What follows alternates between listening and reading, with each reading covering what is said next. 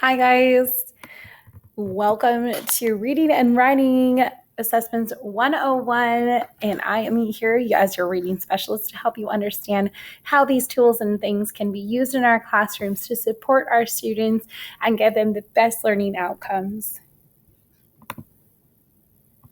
We're going to start off with these two terms that often are confused with one another and maybe confused with other things. We'll start off with remediation. Remediation is just simply the reteaching of a concept or skill that the majority of students, due to a misconception or failure to grasp during a lesson. So it's just basically, man, that lesson didn't go as planned, or the kids don't seem to get it when I do that exit ticket.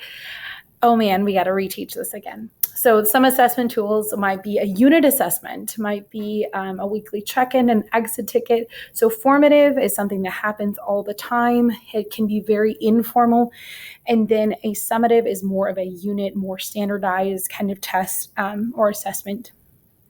So in the remediation hat that we're going to be wearing today, reteach for all students. It is a whole group reteach of a concept. It also could, then you could narrow down to more kind of the intervention realm when you need to reteach that potentially again. But this can be used as a red flag for intervention, for a potential need for intervention for a student or a group of students for a skill. So my job to help you with this is to plan and reteach lessons if needed to help boost that reading or writing concept if that is something you need.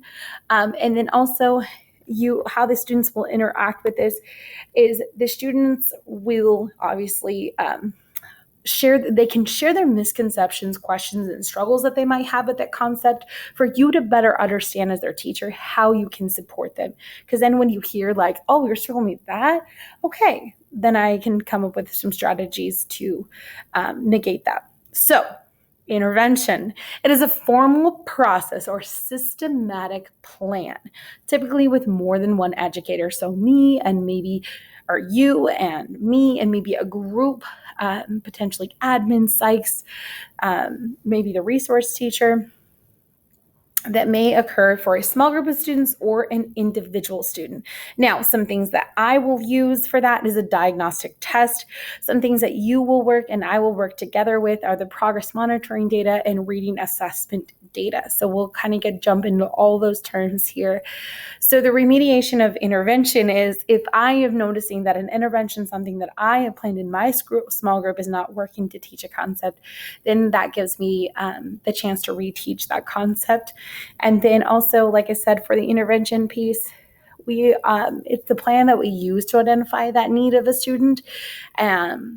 So my job is to monitor the process of the intervention itself and how that's going. And then the students that are identified will be either pulled out of class, or I will be pushed as an interventionist, will be pushed into a small group to help them with their identified struggles. And so the student will start to learn what those struggles are. All right. So we have our next term here.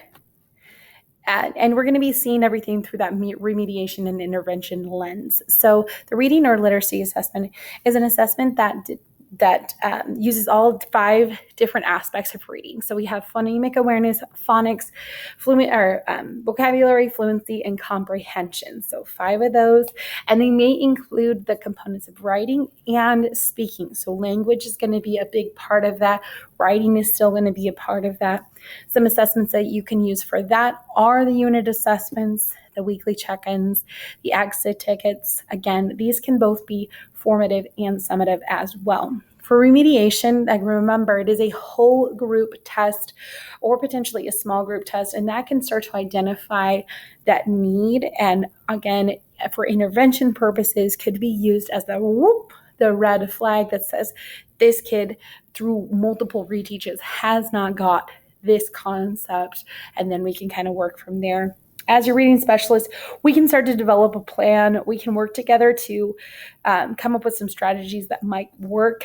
And the neat thing about those reading and literacy assessments is usually they're on a grander scale. So what you can do for that reteach is make kids part of that process. You could make them models and use their work as models for that skill, which would be a really neat way to incorporate, kids starting to see other kids' work and what their work should look like instead of just what us as the teachers or educators would look like. All right. This next one here is our diagnostic test. So a diagnostic test is to identify specific missed reading or writing deficiencies to inform instruction for intervention for an individual student. So it is going to be on an individual student basis, and the person that will be performing this diagnostic test is yours truly. This information will be shared with you so that we can talk about some strategies that might work to fill in those missed skills. And then this tool will be used to inform and plan for the small group or the individual, because sometimes we might have a small group of students who all have that missed skill. So this is how I will build my intervention plan and create very small groups with a similar deficiency, or again, that single group, and then I'll share those supports with you. Students can become aware of those spots that they're missing and kind of their starting point, and then we can start to see what skills they can work on. And that's kind of exciting because they can start to, well, you'll learn in a sec, they can start to monitor their own progress as well. Another huge key component to all of this, again, is that language assessment. And an assessment, this is an assessment that measures a student's language proficiency, typically in reading, writing, speaking, and listening in English typically, or sometimes in their native language itself, whatever language that might be. One of the assessment tools that we use is ALPA 21, and that measures all four of those areas, or domains as they call them. So this can help you for remediation purposes. That might be something that you look at when you look at the reading data, is that you can use this assessment to kind of compare the two and build lessons that have those strategies implemented. So using correct syntax, grammar, and enhance their vocabulary, using that academic vocabulary is really important, and having them use maybe those sentence stems that will, when you're doing the reteaching, maybe they weren't using that academic vocabulary, you can go back and remediate by reteaching those and having them use that specific academic vocabulary. For intervention, when I build the instruction, that will be something that I can build into my plan, are those ELL supports and strategies as needed. So that's when I'm doing those interventions. My role is to build those in, or to support you if you need some more strategies around that, that support their skills that they're working on. So students are immersed in an rich, environment of language where they're going to be speaking with other students. And those ELL strategies are very brain-based strategies that really truly benefit all learners, regardless of where they're at. So that's a way that they can interact with these language assessments, is you can kind of look at that data and be like, okay, we can start to practice again with those sentence stems, or, really practice building their lexicon in their mind. Progress monitoring. We've been referring to this kind of all throughout this video, and what it is, progress monitoring is very not more summative. It's more like progress that's done quickly over more short spans over time. So they're not done very far apart. They're done closer together, because you're looking at a skill and you want to monitor that in shorter increments than you typically would for, like, say, a more summative assessment, like the end of a unit. You're doing little things along the way to make sure that they're getting those skills along the way, so that when they get to that unit, they have those skills, or you have done remediation in that process. So some of those things could be the unit assessments, and we could look at those and compare those. The weekly check-ins that we were talking about, exit tickets are a great way to progress monitor, like, oh my gosh, they need right now, a diagnostic progress check where I'm going to take that diagnostic test that I used and I'm going to say, okay, are we meeting these marks? Are we going to need to reteach? And then DIBELS is a reading assessment that provides progress monitoring tools, and a lot of curriculums provide those progress monitoring tools so that people can progress monitor over time. So this can be used to identify, again, that whole group struggle. For remediation in your classroom, progress monitoring will tell you a lot, like maybe it's a phonics skill that they're missing or they're not hearing a sound. So that'd be a great time for you guys to go back and practice doing that skill again.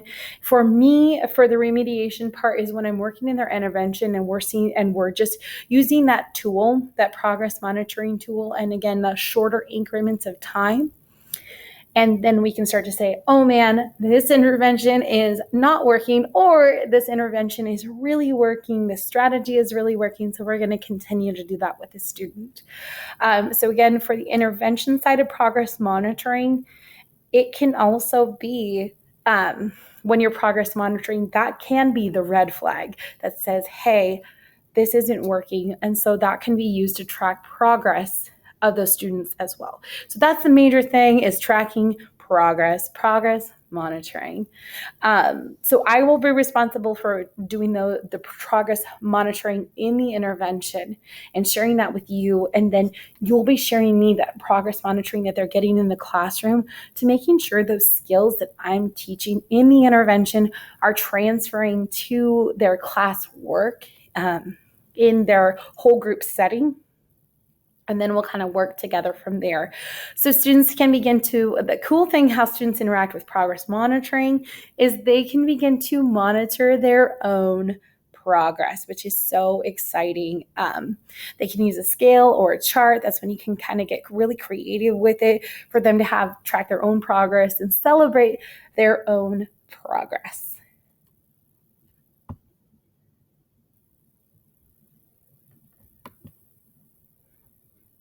All right, guys. So thank you. I know that was a lot of information about assessments. So all of these assessments can be used and shared and analyzed by the classroom teacher and by me, the reading specialist, to create the best and most successful students. Remember that there is full of support. There are supports for you out there. Don't hesitate to ask a question, and I will be sharing this slide with you so that you can also refer back to it if you need. Have a great day, guys.